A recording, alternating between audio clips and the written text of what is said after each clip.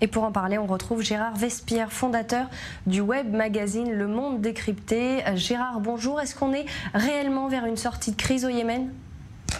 Écoutez, effectivement, il y a maintenant, comme vous venez de le préciser dans votre introduction, n'est-ce pas, 8 années de combat entre les deux factions du pays.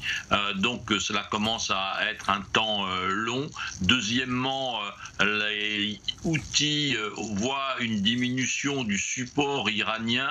L'Iran est en difficulté économique croissante, donc il y a une difficulté de support économique des Houthis de la part de Téhéran.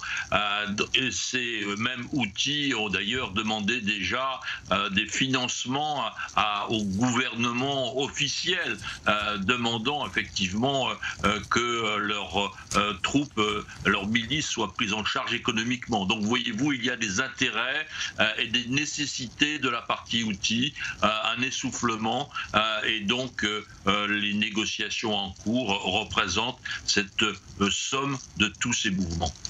Est-ce que ce rapprochement donc entre l'Iran et l'Arabie Saoudite, ça peut avoir d'autres conséquences diplomatiques ?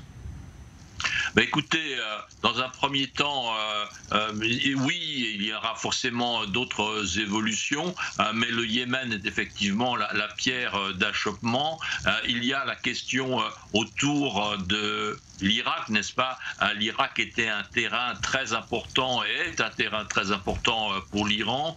L'Arabie Saoudite a levé donc des interdits qu'il y avait vis-à-vis de l'Irak en ouvrant ses frontières, en procédant à des investissements. Donc il y a autour de l'Irak aussi des possibilités de détente dans la région. Et puis, in fine, il y a la situation syrienne. Donc il y a d'autres dossiers, effectivement, à ouvrir entre Téhéran et Riyad. Merci Gérard Vespierre. Je rappelle que vous êtes fondateur du web magazine Le Monde Décrypté. Merci. Merci à vous.